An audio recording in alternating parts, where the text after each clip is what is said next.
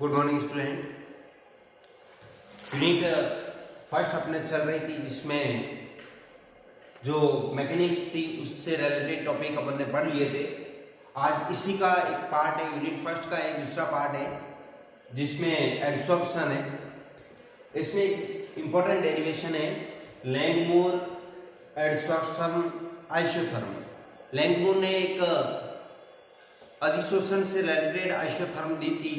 लैंगमूर ने बताया कि जो अधिशोषण की प्रक्रिया होती है उसके अंदर ओनली फॉर एक सिंगल लेयर का फॉर्मेशन होता है, मतलब जहां पर एक मॉलिक्यूल्स एडजॉर्ब हो जाएगा वहां पर उसके ऊपर दूसरा मॉलिक्यूल्स नहीं आता है। जबकि अधिशोषण की प्रक्रिया जो होती है वो बहुत परत टाइप भी पॉसिबल है, लेकिन लैंगमूर क्या कहता है कि ओनली फॉर एक सिंगल लेयर का फॉर्मेशन होता है, इससे ज्यादा फॉर्मेशन उसके ऊपर और लेयर नहीं बनती है। तो लैंगमूर के अनुसार स्टार्ट के अंदर क्या होता है, जो मॉलिक्यूल्स उसके ऊपर आते हैं किसी भी गैस के, वो किस में कन्वर्ट हो जाते हैं, एक ड्रॉपलेट्स ऑफ गैस में कन्वर्ट हो जाते हैं। मतलब गैस अवस्था से वो लिक्विड अवस्था में आ जाएगा, उसका कंडेंसेशन होता है। उसके पश्चात कुछ मॉलिक्यूल्स जो होते हैं वो वापस उस लिक्विड से किस में कन्वर्ट हो जाएंगे, वेपर में। मतलब कि अधिशोषण और विशोषण इन दोनों की जो दर है वो आपस में चलती रहती है। और स्टार्ट में तो क्या है, कंडेंसेशन की दर जो होती है, रेट ऑफ कंडेंसेशन हाई होती है और उसके बाद रेट ऑफ वेपोराइजेशन भी शुरू हो जाती है। ऐसी कंडीशन में एक बीच वाली स्थिति ऐसी आती है जिसमें रेट ऑफ कंडेंसेशन और रेट ऑफ वेपोराइजेशन ये दोनों कैसी हो जाती है, इक्वल हो जाती है। तो लैंगमूर के अकॉर्डिंग अगर रेट ऑफ कंडेंसेशन को देखा जाए तो वो किसकी इक्वल होता है, 1 minus theta alpha into M के इक्वल होता है। और रेट ऑफ वेपोराइजेशन जो है वो किसके इक्वल होता है, के थीटा के इक्वल होगा। जब दोनों के बीच में इक्विलिब्रियम स्थापित हो जाएगा उस कंडीशन में क्या हो जाएगी, रेट ऑफ वेपोराइजेशन और रेट ऑफ कंडेंसेशन दोनों एक दूसरे की क्या हो जाएगी, इक्वल।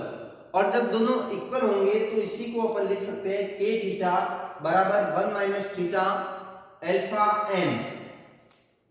सॉल्व किया इसको, के थीटा बराबर alpha N plus minus theta alpha N, theta alpha N को ट्रांसफर कर दिया उस साइड में तो माइनस का प्लस हो जाएगा, थीटा कॉमन आ गया, के प्लस अल्फा एन और थीटा बराबर आ जाएगा अल्फा एन अपॉन के प्लस अल्फा एन। अब देखो मॉलिक्यूलर काइनेटिक थ्योरी को देखा जाए तो मॉलिक्यूलर काइनेटिक थ्योरी के अंदर अकॉर्डिंग क्या है कि अगर कोई भी सरफेस है उस सरफेस के ऊपर जितने गैस के पार्टिकल, जितने गैस के मॉलिक्यूल्स एडजॉर्ब होते हैं वो किस पे डिपेंड करता है, उस सरफेस के एरिया पर डिपेंड करता है। उस सरफेस के ऊपर कितने ऐसे पॉइंट है जो एक्टिव पॉइंट है जो उसको क्या, गैस को क्या करता है, एडजॉर्ब करता है। तो number of molecules n is proportional to p। जितना ज्यादा प्रेशर होगा उतना ही गैस का एब्सॉर्प्शन क्या होगा, अधिक होगा। तो n इज इक्वल हो जाएगा बीटा p, जहां पर बीटा क्या है, एक कांस्टेंट है। अब इस इक्वेशन से जो 4 है, इस इक्वेशन 4 से इसको मैंने ऑपोजिट लिखा है, उल्टा लिखा है। थीटा अपॉन 1 को क्या लिख देते हैं, 1 अपॉन थीटा। तो इक्वेशन को क्या कर लिया, ऑपोजिट कर लिया है। तब इक्वेशन क्या आ जाएगी, k upon alpha N plus 1। इसको अगर अलग अलग फॉर्म में लिखोगे k upon alpha N plus alpha N upon alpha N, तो अल्फा एन से करके क्या आ जाएगा, 1 आ जाएगा। अब इक्वेशन 5 और 6 से, 5 में क्या है, n बराबर है बीटा p, तो यहां से n की वैल्यू को हटा दिया है और उसकी जगह क्या लिख दिया है, बीटा p। तो बीटा p प्लस 1 हो जाएगा। अब इसी इक्वेशन को, जो ये इक्वेशन है, इसी को सॉल्व किया तो क्या आया, जो ये दोनों अलग अलग पद थे इनका एलसीएम लेके सॉल्व किया तो क्या आ जाएगा, k1p अपॉन 1 प्लस k1p। अब देखो यहाँ पर K1 जो है वो किससे आएगा, इस अल्फा बीटा को हटाया है, अल्फा बीटा जो है इस अल्फा बीटा और K इस पूरे को हटा के क्या लिखा है अपन ने, K1 लिखा है। अब देखो alpha n upon K plus alpha n बराबर क्या आ जाएगा, K1P अपॉन 1 प्लस K1P। ये इक्वेशन नंबर जो 7 है, इसी 7 को क्या किया है, ऑपोजिट लिखा है, ये इसको ऑपोजिट लिखा है alpha n upon K plus alpha n, तो यहाँ पर भी क्या हो जाएगा, ऑपोजिट हो जाएगा K1P अपॉन 1 प्लस K1P। अब देखो इक्वेशन नंबर 4 में क्या है, थीटा, थीटा बराबर क्या है, alpha n upon K plus alpha n, तो alpha n upon K plus alpha n की वैल्यू कितनी है, ये K1P अपॉन 1 अपॉन K1P, तो थीटा बराबर क्या हो जाएगा, K1P अपॉन 1 अपॉन K1P। अब गैस की अधिशोषित जो मात्रा है वो किस पे डिपेंड करती है, उसके एरिया पर भी डिपेंड करती है। थीटा क्या है, वह एरिया जिस पर गैस की मात्रा अधिशोषित हो रही है, तो अल्फा अपॉन m ये क्या है, अधिशोषित गैस की मात्रा, और थीटा क्या है, सरफेस एरिया ऑफ एडजॉर्बेंट, तो ये क्या हो जाएगा, alpha upon m is proportional to theta. जब प्रोपोर्शनल हटाओगे तो ये कांस्टेंट लगेगा K2, तब ये इक्वेशन जो है वो क्या बन जाएगी, अल्फा अपॉन m K2, और थीटा की वैल्यू कहां से रख दी, इक्वेशन नंबर 9 से रख दी, तब आ जाएगा K1P अपॉन 1 प्लस K2P। अब इक्वेशन 11 को क्या करते हैं, ऑपोजिट लिख देते हैं, अपॉन अगर इसको 1 लिखे तो क्या हो जाएगा, 1 अपॉन x अपॉन m बराबर, इसको भी उल्टा कर लो, 1 plus K2P upon K2 K1P।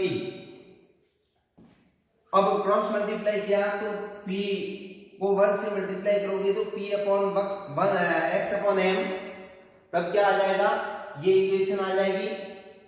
अब यहां पर K1 से K1 क्या हो जाएगा, कैंसिल हो जाएगा, तो ये इक्वेशन आ जाएगी P upon x upon m is equal 1 upon K1 K2 plus P upon K2, और इसी इक्वेशन को क्या कहते हैं, लैंगमोर्स एर्चोसन आइसोथर्म्स इक्वेशन के नाम से जाना जाता है। अब देखो अगर इक्वेशन जो 12 है, इस इक्वेशन 12 के अकॉर्डिंग यदि अपन ग्राफ बनाते हैं तो ग्राफ कैसा बनेगा, ध्यान से देखना। इसका अगर ग्राफ बनाए तो ग्राफ किस प्रकार से बनता है, इसके बीच में ग्राफ खींचते हैं अपन, इस P upon x upon m के बीच में और P के बीच में अगर ग्राफ ड्रॉ करें तो किस प्रकार का ग्राफ बनता है, ये इस प्रकार से ग्राफ बनेगा।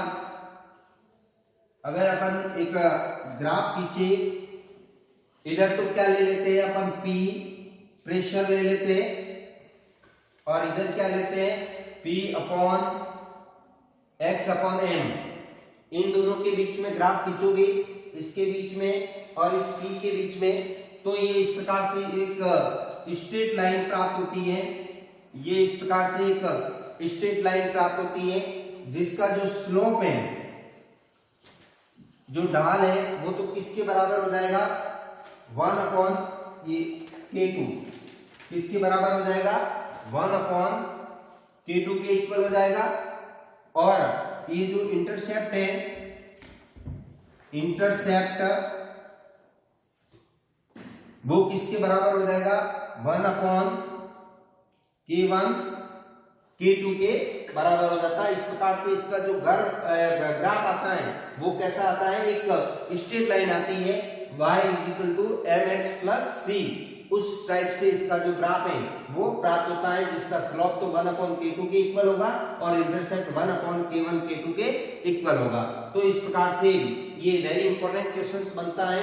लैंगमोर के अधिशोषण वक्र को समझाइए और इसका पूरा जो डेरिवेशन है उसको डेराइव करना है अपने को। Thank you.